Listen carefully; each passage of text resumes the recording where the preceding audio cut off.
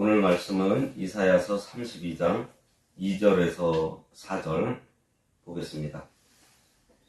또 그 사람은 광풍을 피하는 곳, 폭우를 가리는 곳 같을 것이며 마른 땅에 냇물 같을 것이며 곤비한 땅에 큰 바위 그늘 같으리니 보는 자의 눈이 감기지 아니할 것이요 듣는 자가 귀를 기울일 것이며 조급한 자의 마음이 지식을 깨닫고 어눌한 자의 혀가 민첩하여 말을 분명히 할 것이라. 오늘 말씀의 제목은 그 사람은 큰 바위 그늘 같으심입니다.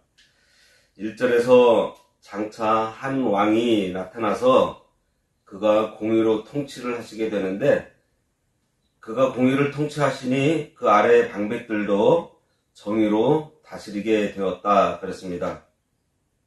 오늘 말씀은 장차 한 왕인 유다의 히스기야 왕의 통치와 남유다 백성들의 관계에 대한 말씀이면서 오늘날 그리스도와 성도와의 관계를 묘사하고 있습니다. 2절에 또 그 사람은 광풍을 피하는 곳, 폭우를 가리는 곳 같을 것이며 마른 땅에 냇물 같을 것이며 곤비한 땅에 큰 바위 그늘 같으리니. 여기 그 사람은 히스기야 왕과 그로 예표되는 메시아 예수 그리스도를 가리킵니다. 그 왕이 덕으로 통치하는 것을 시적으로 표현하고 있어요. 여기 나오는 광풍과 폭우는요, 폭정을 말해요. 히스기야 바로 앞에 아하스는 권력을 가진 후에 자기 마음대로 미친 듯이 나라를 흔들어 댔었습니다. 그렇게 자기 마음대로 흔드는 것이 광풍이고 폭우라고 표현하고 있는 거예요. 광풍이나 폭우는 감당하기 어려운 것들로서 너무 거칠고 힘든 상태입니다. 어떻게 대처하기가 힘들어요. 폭우가 내리고 태풍이 오고 하면은 참 난감하잖아요. 여기 보면은 그 다음은 아무것도 없는 것들로서 마른 땅이라고 했는데 사막과 같이 황량한 상태를 말합니다. 이것은 뭐냐면은 인정머리 없는, 받아들이기 좀 힘든 그러한 일들을 말하고 있어요. 자기 마음대로 권위를 휘둘러대는 것은 광풍과 폭우와 같은 지도자의 횡포를 말을 합니다. 그러나 하나님의 쓰임을 받는 사람은 자기 주의가 하나님께서 주신 것인 줄을 알고 하나님의 뜻을 따라 잘 다스립니다. 여기 이 왕이 광풍과 폭우를 피하는 피난처와 같고 마른 땅에 냇물과 같고 곤비한 땅에 큰 바위 그늘 같다 그랬습니다.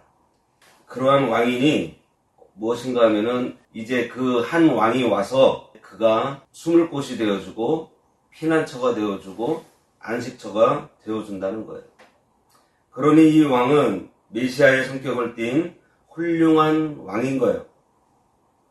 이 말씀에 이 왕은 역사적으로는 히스기야 왕이 이런 왕이었고요. 궁극적으로는 예수 그리스도께서 우리들에게 생명수와 피난처가 되어주신다는 말씀으로 참된 왕 예수 그리스도께서 그의 백성의 보호자와 안식처, 축복과 생명을 공급하시는 근원이 되실 것이라는 말씀입니다.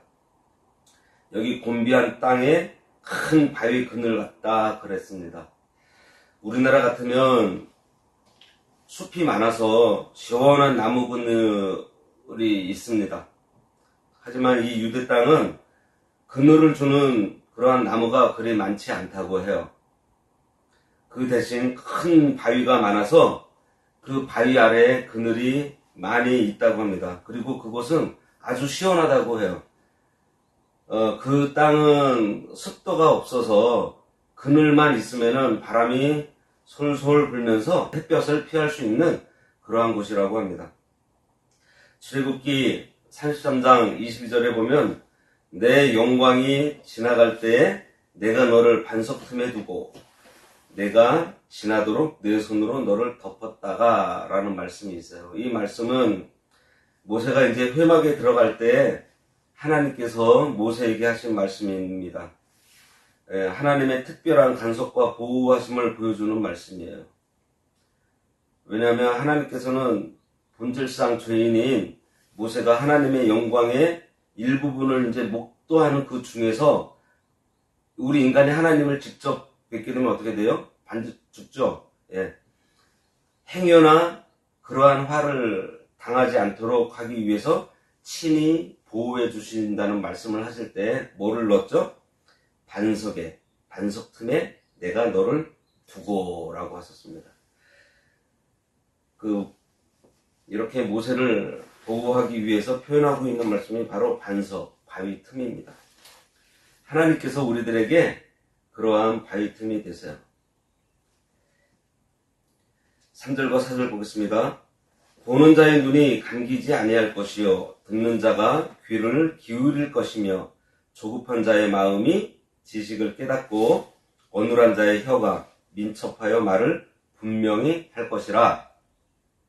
이 말씀은 의로운 왕의 통치를 받는 백성들의 축복에 대한 언급입니다. 보는 자의 눈이 감기지 않는다 그랬어요. 여호와께서 행하시는 모든 역사를 언제나 확실하게 볼 수 있는 축복이 있을 것을 예언하는 것입니다. 이것은 하나님의 백성들이 여호와의 참된 능력을 깨닫고 경배하게 될 것을 말해요. 이것은 이사야 6장 9절에서 하나님께서 남유다 백성들이 듣거나 보지도 못하게 하신 것과 좀 대조되고 있어요. 무슨 말이냐 하면 왕이 공의로 통치하고 방백들이 정의로 다스려서 하나님의 뜻대로 백성을 지도하게 되니 졸고 나태하는 사람이 없더라는 것입니다. 그가 교훈할 때 초롱초롱한 눈으로 잘 듣는다는 거예요. 잘 순종하게 된다는 거예요. 듣는 자가 귀를 기울인다 그랬어요. 귀를 기울였다는 것은 들을 때 마음을 쏟았다는 것입니다. 하나님의 말씀에 관심을 갖게 되어 하나님의 말씀을 듣고 그 뜻을 이해할 수 있게 된다는 말이에요. 왕의 그 공의로운 통치로 태평성대를 누리게 되고 왕을 앙모하게 되니 듣는 자들이 왕이 무슨 얘기를 하든지 마음을 열고 귀를 기울여 경청한다는 것입니다. 히스기야가 하나님의 공의로 백성을 다스리니 백성들이 눈을 초롱초롱하게 뜨고 왕을 바라보고 귀를 기울여 왕의 말을 잘 듣게 된다는 거예요.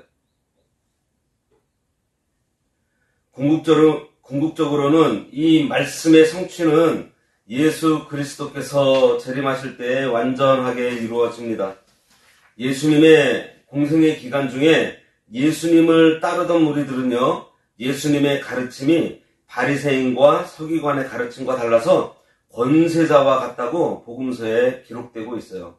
마태복음 7장 28절 29절에 있습니다.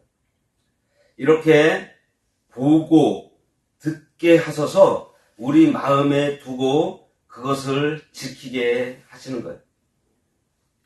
그래서 조급한 자의 마음이 지식을 깨닫게 된다 그랬습니다. 이 조급한 자는 급하게 서두르는 자. 그러니까 그들에게 주어지는 경고에도 아랑곳하지 않고 자기 멋대로 행동하는 경솔한 자들조차도 의의 왕이 다스리는 왕국에서는요, 진지해져서 여호와의 말씀을 바르게 분별할 수 있는 은사를 갖게 돼서 그 말씀에 순종하게 될 것을 말하고 있어요. 이것 조금 저것도 조금 하다가 아니다 싶으면 쉽게 그만두는 사람이 조급한 사람이에요.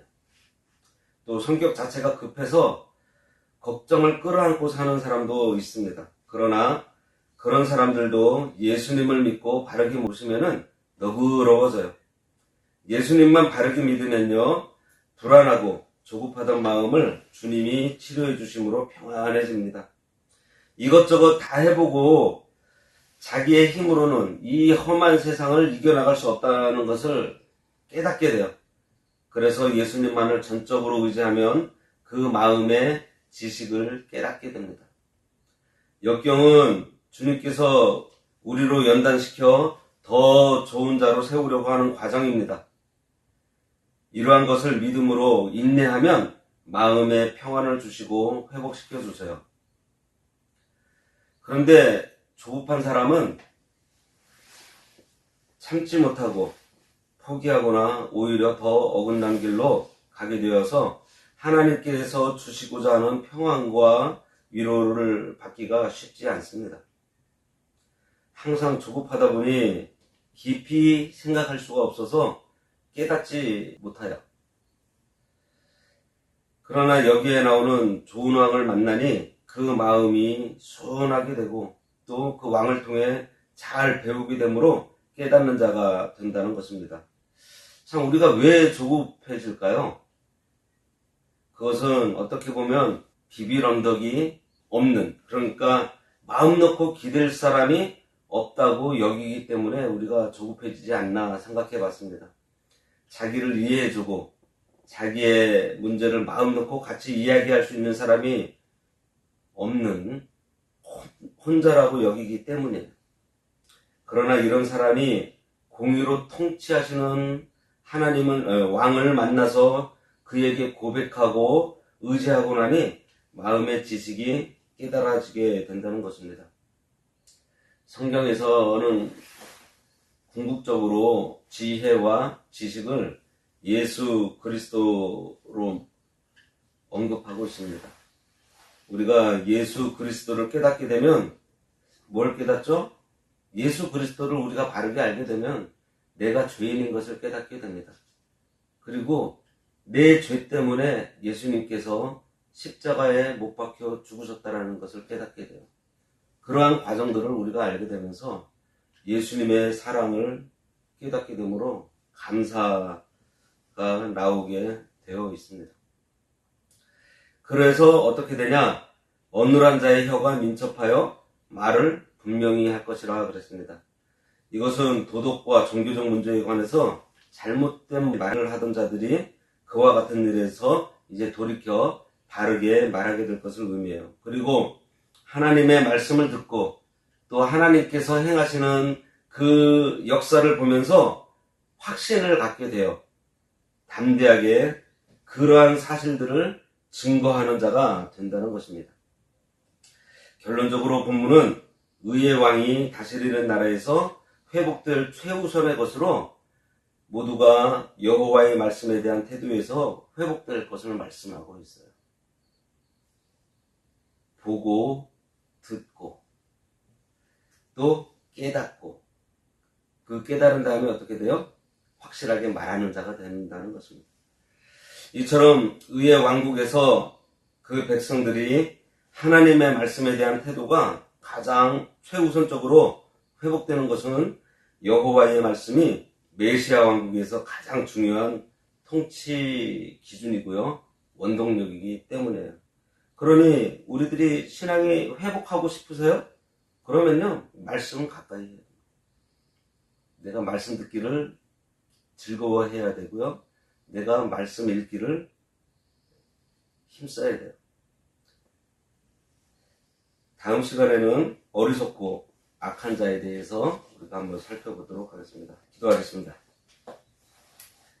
강풍과 폭우를 피하는 곳, 마른 땅에 냇물과 같고 곤비한 땅에 큰 바위의 그늘이 되어주시는 하나님 아버지 은혜를 감사합니다. 하나님 아버지, 우리들의 영안을 열어주셔서 바른 것들을 보게 하시고 하나님의 역사하심을 보게 하시고 저희들의 귀를 열어 진리를 듣게 하심으로 우리 마음에 진실된 것으로 채워 잘 보관하게 하셔서 하나님께서 보고 듣게 하신 것으로 살아감으로 그동안 세상 의지하여 조급했던 마음이 지식을 깨닫게 되어 어눌한 우리의 입을 열고 복음을 밝히 증거하는 삶을 살도록 우리들의 인생을 주장하여 주시기를 간절히 바라고 나오며 예수님의 이름으로 기도드리옵나이다. 아멘. 하늘에 계신 우리 아버지여, 이름이 거룩히 여김을 받으시오며 나라가 임하시오며 뜻이 하늘에서 이루어진 것 같이 땅에서도 이루어지이다. 오늘날 우리에게 일용할 양식을 주옵시고 우리가 우리에게 죄 지은 자를 사하여 준 것 같이 우리 죄를 사하여 주옵시고 우리를 시험에 들게 하지 마옵시고 다만 악에서 구하옵소서. 내게 나라와 권세와 영광이 아버지께 영원히 있사옵나이다. 아멘.